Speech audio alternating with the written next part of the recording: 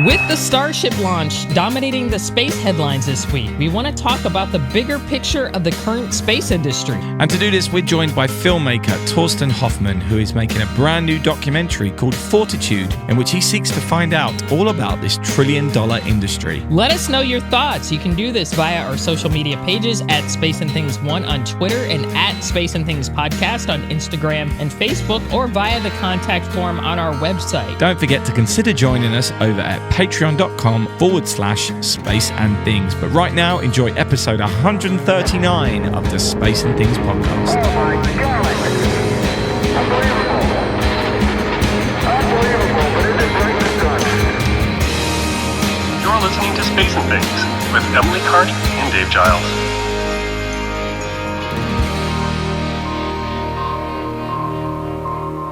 I'm Emily Carney. And I'm Dave Giles, and welcome to episode 139 of the Space and Things podcast. How you doing, Emily? Good. It's been a crazy week in spaceflight. I won't get too much into it because I'm sure we're going to talk about it in our what things we've noticed this week. But yeah, it's been a crazy week. So lots of fun, but just crazy.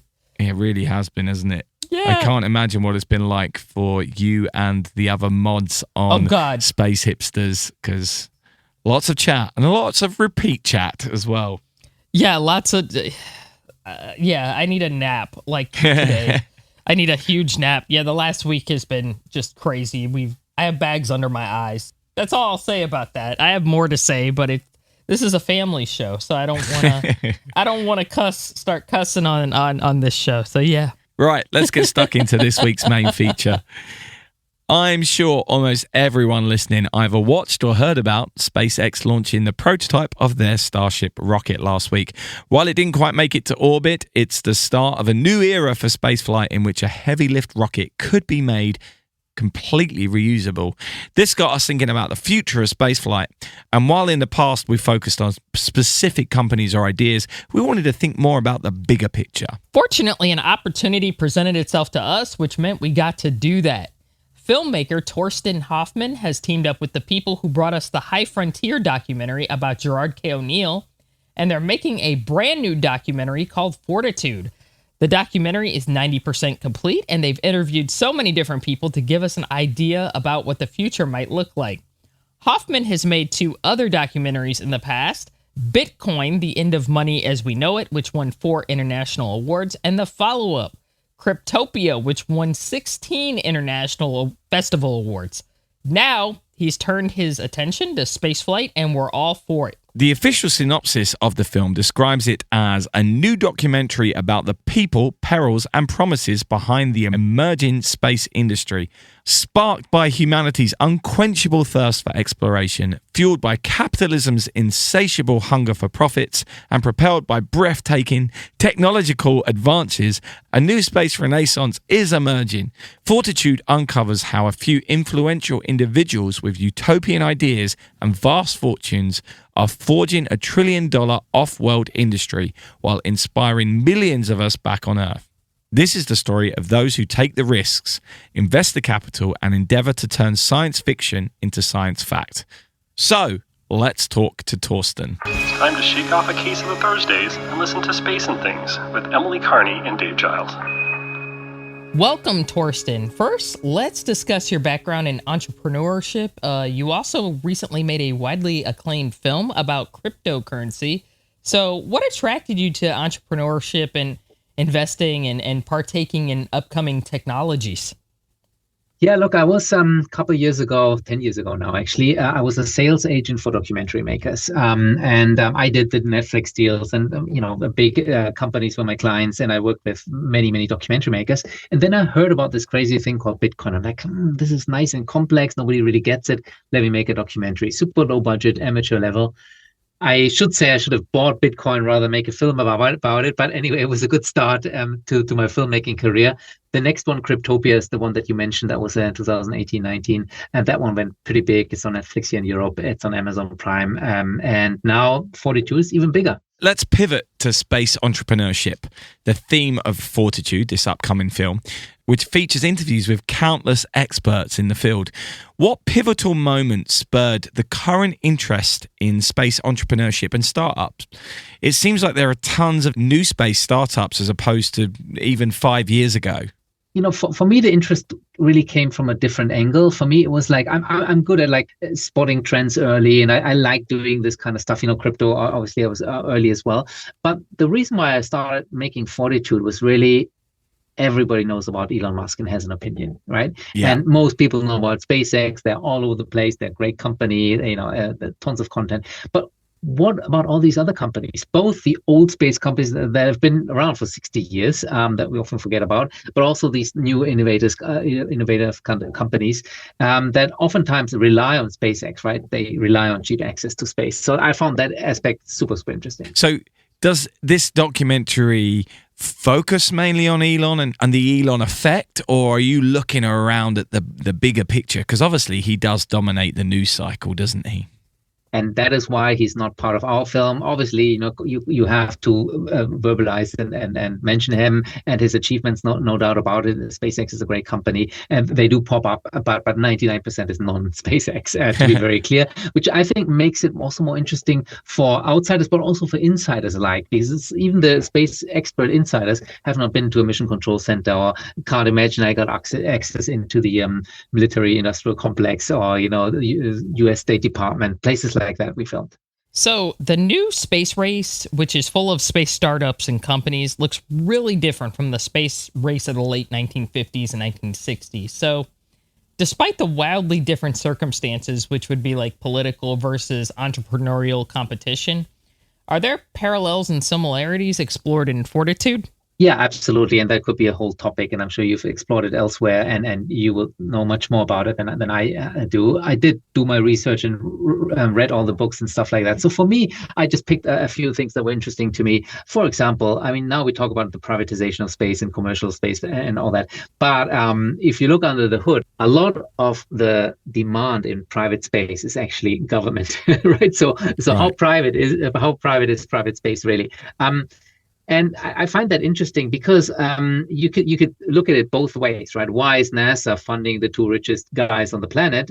But also, to be fair, by doing that, it enables access to space that are 100 times cheaper than if they, launch their own rockets. So I love that kind of, playing around with the topic. And there's no good or bad or old or new, like all these kind of things that I think maybe journalists jump to, right, when they write sexy headlines. But if you look at it deeper, and this is a deep, in-depth documentary, you find out it's not either or, right? It's kind of both.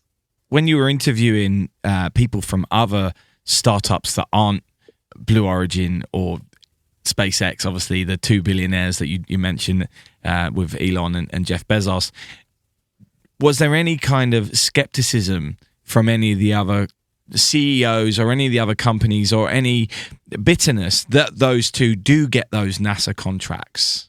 Yeah, I think you are referring to kind of a little bit the jealousy, right? I'm sure there is a little bit of that, right? Who gets the first flight tickets to fly up to the over the Kármán line and things like that? Who gets the government grants? But look, I think what is different here than, for example, in the crypto space, right? I was covering the crypto space for a long time, and these people wanted to sell me their coins or their projects because there's an economic interest, right? I think the difference here in this community, in the space community, is they are aiming for something bigger. They are inspired, maybe since childhood, right, to reach the stars or become multiplanetary or build rocket ships. That's just a whole different level, and I don't think the competition is that fierce or not as nasty maybe than in other industries. So one significant criticism of the current new space landscape involves reconciling capitalism with what Dr. Gerard K. O'Neill characterized as opening the high frontier. While successful new space projects can bring in billions of dollars for entrepreneurs, how can that be reconciled with the benefits of exploring and settling space and what that'll bring to humanity, and how does the film broach this issue? Again, I think it's not either or, right? Elon Musk proves it like literally this month, right? He he needs a billion-dollar company. He needs some government grants as well in order to reach Mars and to build these massive rocket ships. And yes, it does enrich him, but it also helps humanity forward. So I think that's relatively straightforward. But what I find more fascinating, to be honest, is almost like, so we've been talking about the Earth to space economy, right? The rockets, and we can talk about this all day long. But what about all these satellites, all these constellations that are up there, right, and beaming data back down? So the space to Earth economy. So I'm spending quite a bit of time going into depth here. Again, there's some government involvement, of course, but there's also all these new private initiatives and data economies that are appearing. And for example, they help climate change. So where do you stand on that? I mean, who can be against monitoring weather or climate models? Absolutely. And I think that brings us on to this question, I think. So what challenges, obviously you mentioned climate change there, but what other challenges, economic, social, or otherwise, does Fortitude discuss as humanity tries to make space for everyone? Yeah, I think you're queuing it up nicely there. Diversity, right? So for everyone. And who's everyone? In the 60s, it was only white American men. You might think, if you read the headlines, it's all, those joyrides was only white American men. But if you look a little bit deeper, and I met many of these astronauts and citizen scientists and citizen astronauts, they're very, very inspiring and also very capable. A lot of them are women, but it's really been opening up. And then also, to be fair, there's a lot of activity in Japan, in China, in India, and all these other nations, which, back to your original question from the 60s, there was just two nations, and it was just about military and geopolitical interests. So have you actually been able to interview a lot of people from different countries, and or is it just been US focused for this film? Yeah, so we interviewed 80 different companies and people on 4 continents, I believe 6 or 7 countries. Wow. So very much an international approach. I tried to get into China, but I'll be honest, during COVID, it was still completely locked down. Also, the permits wasn't so easy. So we do cover the topic, and I think it is a tricky one, a touchy one, where people that were a little bit uncomfortable, shaking and shifting in their seats. But we do cover it. But I would have loved to really go to China myself. Did you start all this process before or after the Russia-Ukraine conflict started? Because obviously that's caused a lot of problems within the space industry, especially with a lot of the ESA stuff in particular from our perspective. Yeah, it was right in the middle of production. So just to be clear, I'm 90% done with production. I'm doing a Kickstarter now in order to finish the film, basically. And I had a dinner recently with someone who's doing a lot of space investments, and he said, well, Ukraine in many ways was like the best thing that could happen to many of these space companies, because now all these governments, all these militaries and intelligence services realize that, I can buy this data, right? I don't need my own satellites anymore. I can buy this data and even have it analyzed myself. So it's not only for climate change and for all these or for financial traders, but also for intelligence services. So I think, again, that goes back to how private is new space if a lot of the demand, a lot of the customers come from military and national interests. Having just told us how many different people you've interviewed, and they're from complete different backgrounds, this leads me on to this one.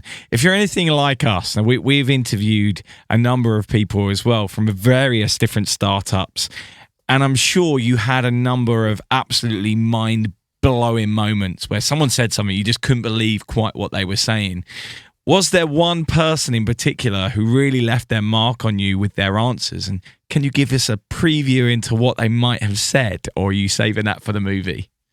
No, happy. There's no breaks here. I want to promote the film. I want people to check out the Kickstarter. So, two come to mind. One I'll just briefly mention. That's the asteroid mining guys, which I thought is kind of like a bit sci-fi, right? I mean, come on. We're talking 20, 30 years away. But this guy actually had a very viable business case. He said he had more investors that they wanted, and they just launched like a test mission. And as you know, the Japanese have already landed successfully in an asteroid. So maybe it's not that crazy. And in the voiceover, I have a line saying that, well, all the platinum is in Russia, which is a little bit, distant at the moment. So maybe those asteroids are not as distant anymore. And the other one is that DNA thing, which I'm sure you're going to ask me about too. Basically, we offer our backers and our supporters the opportunity to send a selfie to the moon, or have their own DNA or their pet's DNA onto this little life ship, which goes on a Falcon 9 rocket onto the moon early next year. And the idea here is to back up humanity, right? To spread life to the universe, not in the Elon Musk kind of colonizing Mars way, but in the DNA way, because we can already recreate DNA in the lab, or some parts of it. So imagine what we can do in 100 years and 1,000 years. Imagine what aliens can do. You've mentioned the Kickstarter twice now, so let's just talk about that and the fact that you have this incredible reward. So what is the Kickstarter trying to achieve? You briefly mentioned it earlier, and how are you trying to do this? Because this is fascinating.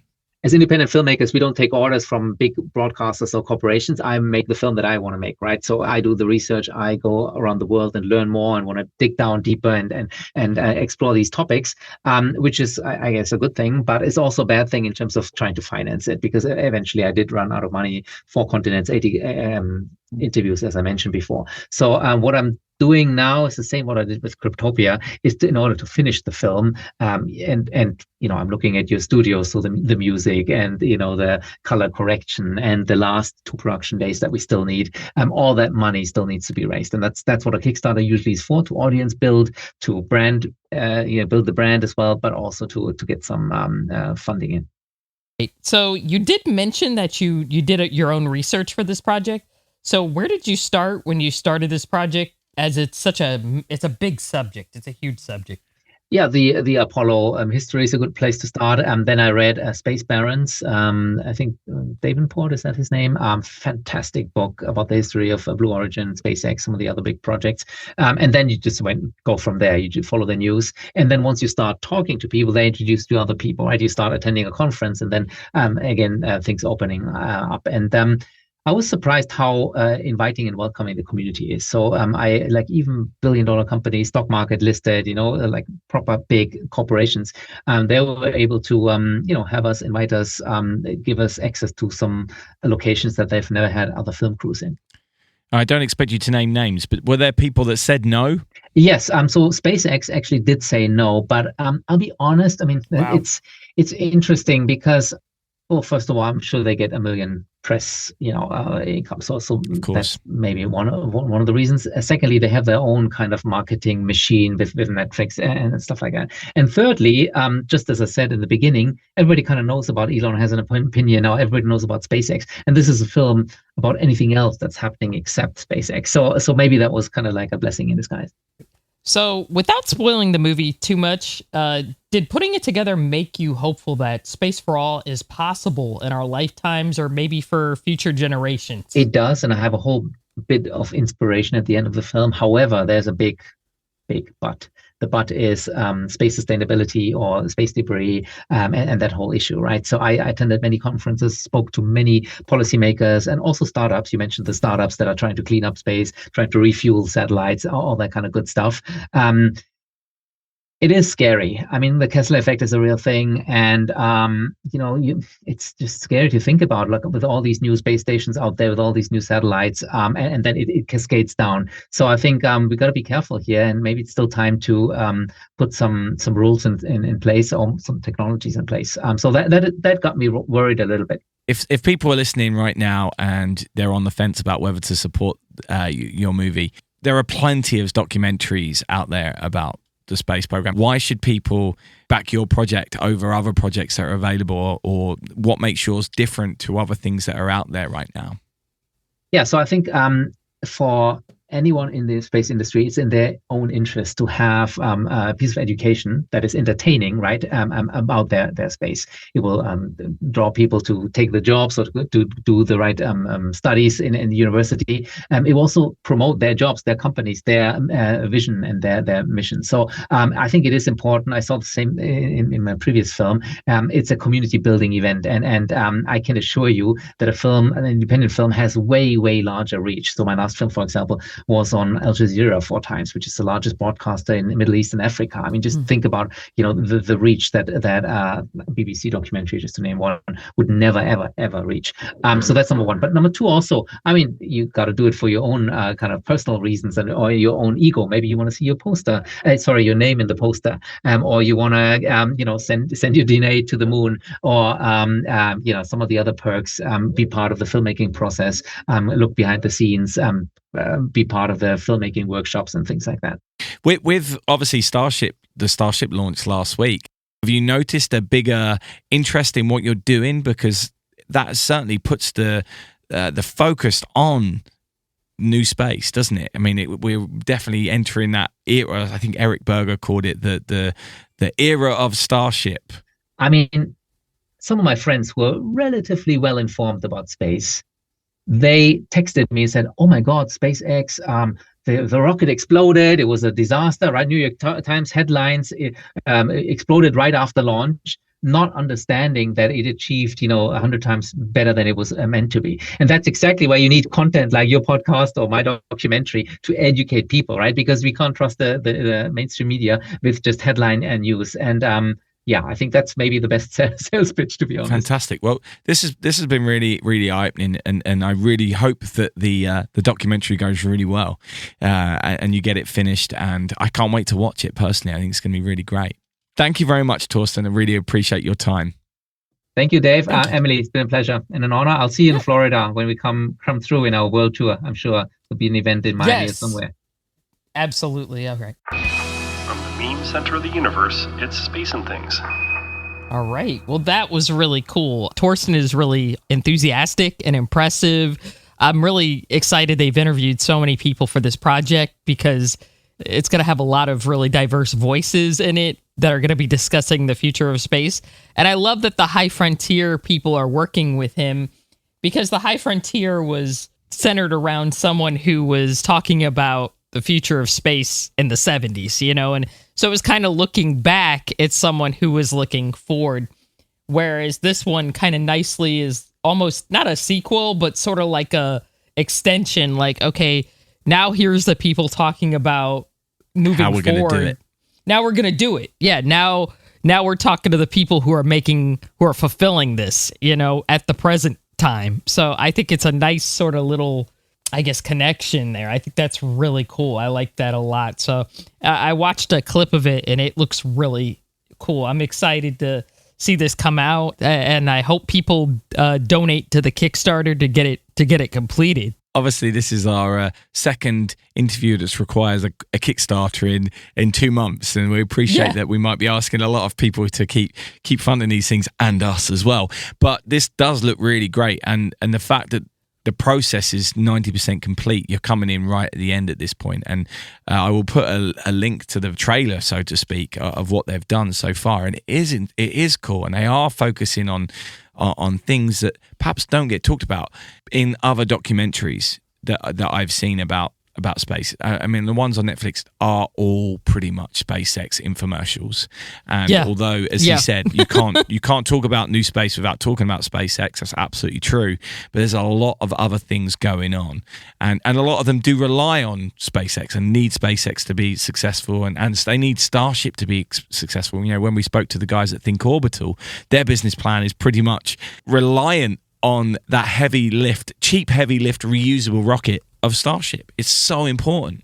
So a lot of these things are all coming together, and they're all connected, and it's exciting to see it all come together, and actually having someone present that in a cohesive format, which we can give to people who come to us and say, what's going on? You see all this stuff about Blue Origin or SpaceX, what's actually happening? And you can say, well, actually, there's loads of stuff behind the scenes. And we try and do it every now and then with our podcast, but not everyone has time to listen to 140 episodes of us rabbiting on.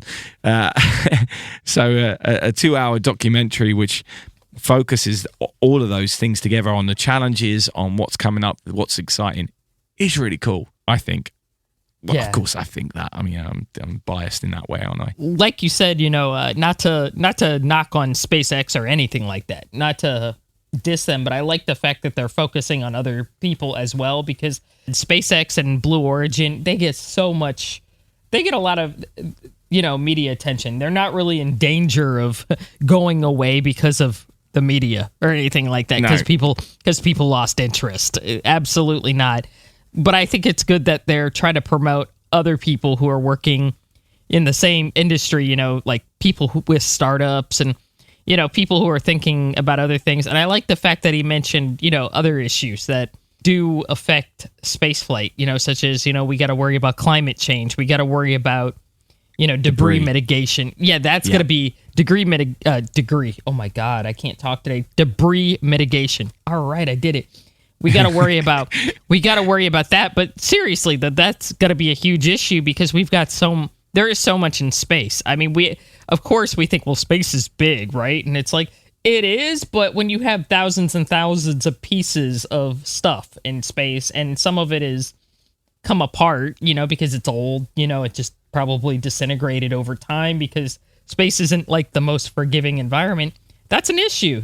That's something we got to worry about now. I know we've done shows about it in the past, but I would love to personally do more about, debris mitigation, on space and things in the future, just because that is something that's going to be a big deal, especially in the next probably 2 decades when we got even bigger things like, Hubble Space Telescope is probably going to be a piece of debris at some point. I hate saying that. The ISS. Yeah, the ISS might be a big piece of debris at some point. And, I hate saying that because those are iconic pieces of space hardware, but it's going to happen where they're not usable anymore. So what do we do with that? And those are pretty big pieces of hardware. You can see them from here, Yeah, you can see them when they pass over. Yeah, it's not just that there's lots of things up there either. It's the speed they're moving at. And correct. That's obviously what makes it so dangerous, because anything touches anything at that speed and it just creates even more of a cloud of things that are up there. And then eventually we might not even be able to get through. We might not even be able to leave if we don't sort this out, because everything would have just spread out and there won't be any gaps to get anything out or in. Exactly. Torsten mentioned this during the interview. It's called the Kessler effect, which I learned all about reading Dr. Alice Gorman's book, Dr. Space Junk versus the Universe. Now, this is potentially the 3rd or 4th week in a row I've mentioned that book. We had Dr. Alice on before, but I think we need to get her on again. She also argues in that book that there are items in space which have huge heritage value, things like Hubble or Explorer 1, which we talked about a few weeks ago, and those items need to perhaps be preserved in orbit if possible. But there are also a lot of items up there which really don't need to be there, or that are causing problems. Plus, we keep putting more and more up there. Huge constellations of satellites like OneWeb or Starlink. At some point, we've got to get to grips with all of this, or it's going to be a nightmare. Yeah. And it's good to hear that this documentary is going to cover that. Even CubeSats, they're small, but they don't take up a lot of space, and they're small, but it's still debris. It's still going to become... at 17,000 miles an hour. If it hits you, you're still going to be out of commission. It doesn't matter how big it is. It could be, the smaller than your pinky, and it'll still put you out of commission. It's like a bullet. So those are things we have to think about, and CubeSats are really popular, because they're not as expensive. They're not very large. They're easy to launch in comparison to like these huge satellites. These are things that we absolutely have to think about not just in the future, but right now. Absolutely, yeah. So I'm excited about this film, and it's great that people we know are behind it as well. That, as you said earlier, the people behind the High Frontier documentary, which is beautiful as well. If no one's watched that, go and source that out as well. I put a link to that in the show notes as well. And as always, the full interview will be up in video form on our Patreon page, patreon.com/space and things. Always gluten-free. It's Space and Things. So, Emily, what's caught your eye in spaceflight this last week?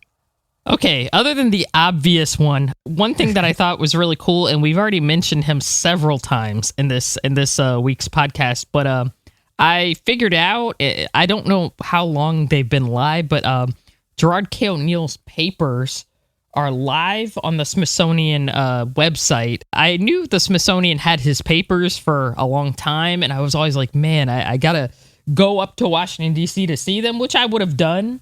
Yeah. But Now they're online and they're accessible to everybody, which is awesome.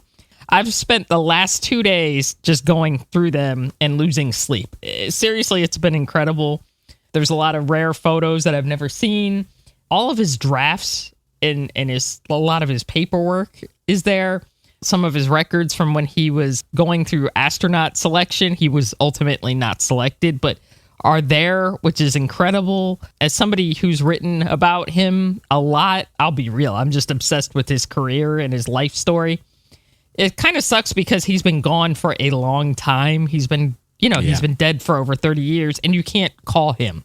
You can't reach out and email him. It's that makes research daunting. And other than the great book that was done by Dylan Taylor a couple of years back, and the High Frontier movie, again, which is incredible, there's really not a lot of biographical information out there about him. So these archives fill in a lot of blanks. The last couple days, I've had questions answered by them. It's very touching because you realize looking through his archives, I didn't even need to talk to him about some stuff. He answered it. He didn't say it in words. It's in the archives. It's in his papers, which is surreal and incredible. So I'm probably not getting sleep for a few days just because the last few nights I've just spent going through his papers. I was just about to ask, how long do you think it would take to get through it, or is it even possible to? Is there certain things that you are looking for when you're going through them? Did you have an objective, or are you just curious to see all of it? I think there's 75 boxes in there, so it's fairly large. The last few days, I've kind of just been going through specific things. You all are going to laugh at this one. I knew he had helped put together an Epcot ride, a now defunct Epcot ride in the 80s, which was called Horizons. And I knew he'd help put it together because there's a space settlement on that ride, like a O'Neill colony on that ride, which was really cool. When I was a kid, it was like, whoa, this is futuristic, man. So I went and typed in Epcot into the archives, and turns out there's all this paperwork on how he was invited to Epcot's opening. There's a commemorative newspaper about Epcot. I mean, I was dying because I'm like, Your wow. two favorite things combined. Yes, I was freaking out because I was like, holy crap, he was there the first day. He was like an invited guest. He probably stayed at the Contemporary or something across the, little ways from the, from Epcot, or from the Magic Kingdom or whatever. I just thought it was incredible because I knew there was a linkage there, but I didn't know exactly what it was. I've kind of been just spot checking the archives, and looking for specific things. I did look for some paperwork related to when he was trying out to be an astronaut, auditioning to be an astronaut in the 60s. And a lot of that stuff is there. Is it easy to find? Can you just search keywords or is it? Yeah, you can search keywords. Oh, they nice. also have it broken down by a table of contents. So, cool. Academic papers, non-academic papers, personal papers, images. I think there's one that's just oversized things that didn't quite fit anywhere else or miscellaneous. One thing is, I think it's free to cite some of the paperwork that's in the archives. There is a citation guideline, I think, that's given by at the title page. Yeah. But I know if you want to use images, you have to ask the Smithsonian. So I want to make that clear to people who may want to use the archives. You do have to ask if you want to reproduce the photos or anything like that. But I believe if you want to cite the paperwork, you just have to do a citation. So we can expect plenty of new articles on Gerard K. O'Neill. Correct. Blogs, perhaps. Yes, I'm planning on doing one this week, just mainly nice. about the availability of the archives, and things like that, because there are specific things I'd like to write about, but I'd like to obviously ask them for permission to use certain images. This is Dave, the editor, just letting you know that article has now been written and there is a link in the show notes so you can read it. All right, and what about you, Dave? What have you been looking at? Right, well, literally right now as we're talking, a Japanese company called iSpace is attempting to land the very first private lander on the moon, and that is very, very cool. The spacecraft has sent back some incredible photos over the last few days. I don't know if you've seen them, Emily. It even captured the solar eclipse on the Earth's surface from the moon, which I don't think I've ever seen a photo like that before. Anyway, the lander, which is called Hakuto R, is attempting to land literally right now as we're talking. It amazes me that this isn't a bigger deal. In the grand scheme of things, not that many items have landed on the moon, and yet not that many people seem to be talking about this online. Anyway, I'll keep my fingers crossed that this is successful, and it certainly links into this week's episode and explains why a film like Torsten is making is so important. The space industry is so much more than just SpaceX. It's more than NASA. It's more than NASA, absolutely. We're not shading any of those. No. We're not shading NASA or SpaceX or Blue Origin. We're just saying they're all doing awesome things and they all have a place in this industry, but there's so much more out there as well that are working in concert with them, if that makes sense. Absolutely. And personally, I really do want to see all these companies coming together and actually making sure they're working together. And that's, certainly me living a utopian dream there.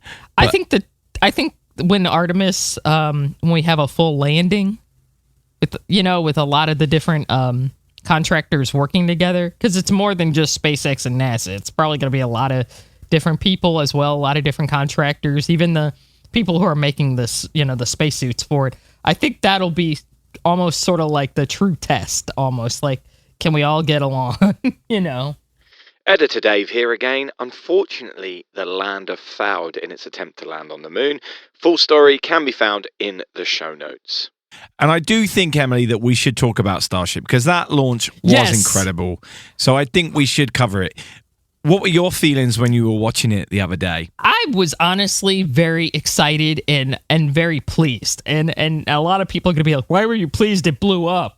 I was very pleased because I honestly did not think it would make it past Max Q. I was like, there's no way it's going to blow up on the pad. And not that I had...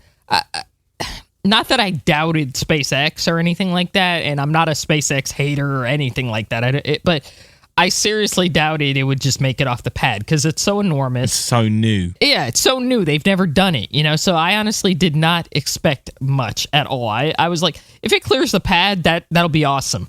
And it went past Max Q, and it actually it didn't go to space, but it made it pretty high in altitude. I think 24...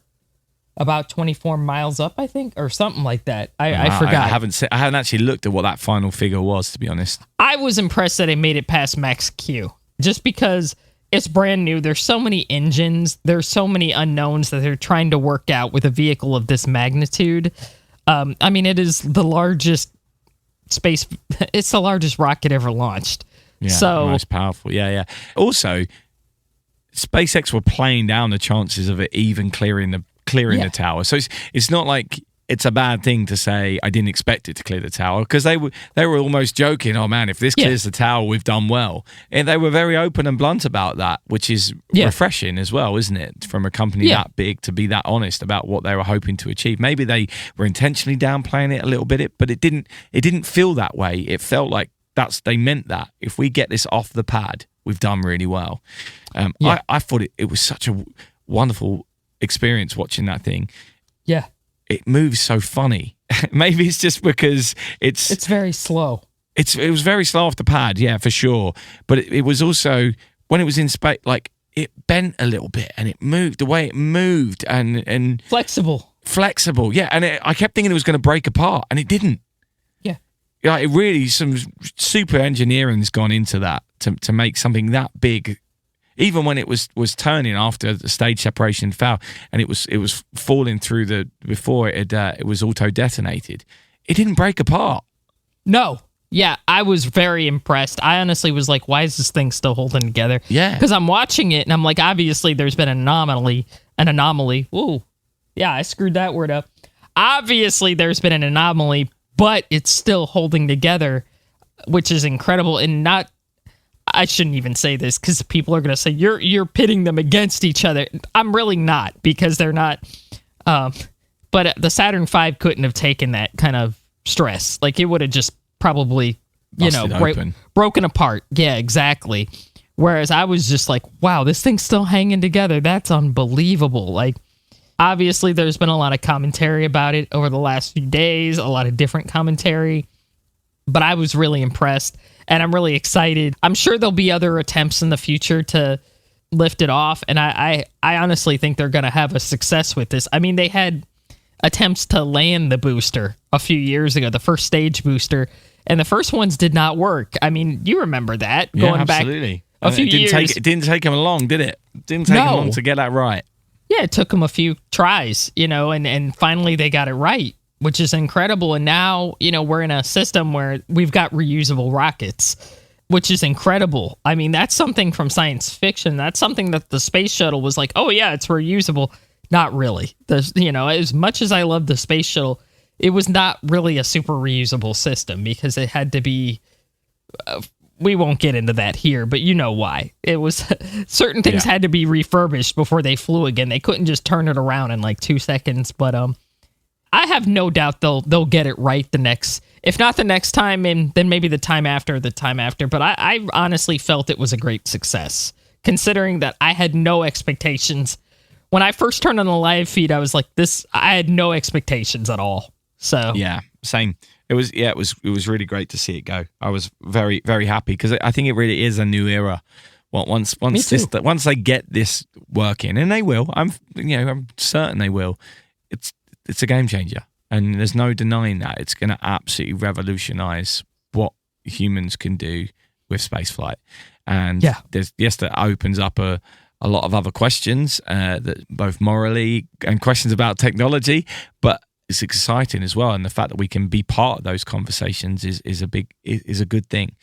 So yeah, obviously there's a lot of speculation about what went wrong, why it went wrong, blah, blah, blah, but they cleared the tower, and they do have some things to answer for in terms of the local environment that I'd like to see them be more open about. Agreed. Because there's a lot of dust that come up. They don't have a flame trench at the moment, which seems a bit crazy and different for something so big. And maybe they'll change that in the future. But there's a lot of positives as well. So I think if they're doing everything this publicly and allowing everyone to see what's going on, they've got to be applauded for that. But you've also got to be aware that you're opening yourself up to criticism and people asking these questions, and hopefully they're listening to that and saying, okay, yeah, actually we need to figure that out, or we need to let people know what's happening with this. Because I would like to know what happens when that much concrete gets blasted into the air, and or dust, and all those other things. I'd like to know what effect that causes on local area, because if we're going to be doing that regularly, if it's going to happen twice a day as they're predicting, then we need to know what impact that's having.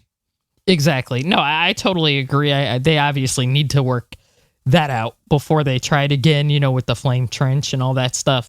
I was very impressed with the damage in the area. It reminded me of 26 years ago, there was a Delta launch that went bad at Cape Canaveral, and it melted some cars into the ground. And it kind of reminded me of that. I hope that those issues are addressed as well, because that has the capability to take out a lot. you know, it really does. Also, I mean, tying it back to our interview today, we're talking about how the space industry has got a massive part to play in global warming and climate change and all that kind of stuff. Well, if we're not going to address local environments of launch sites as well, then we just open ourselves up to get slated by outsiders or people who want the space industry to fail. And so it's it's something that should be fixed, and something that kind of needs to be a question that needs to be answered and have an adequate answer for, so that when critics do come in, and there will be critics, we've got that answer that we can say, look, this is being worked on, or here's the actual impact, here's what happened, here's why it happened, and so on and so forth. I think that stuff is important, but that might just be me. Again, we all know, regular listeners will know, I'm quite utopian about all these things, but I think it is important. I'd like to think that they're self-aware enough to know that as well. I'm pretty sure a lot of intelligent people there, and who know what they're doing. Yeah, agreed. Where mispronunciation is entertainment, it's Space and Things. That will do for this week. I hope that you've enjoyed this podcast. If you have, please hit the share button. Or if you have any spaceflight loving friends, let them know all about it. And if you're willing and able, why not head over to patreon.com/spaceandthings and help us out. But don't forget, in space, no one can hear you mean. Things in space, space and things. Okay.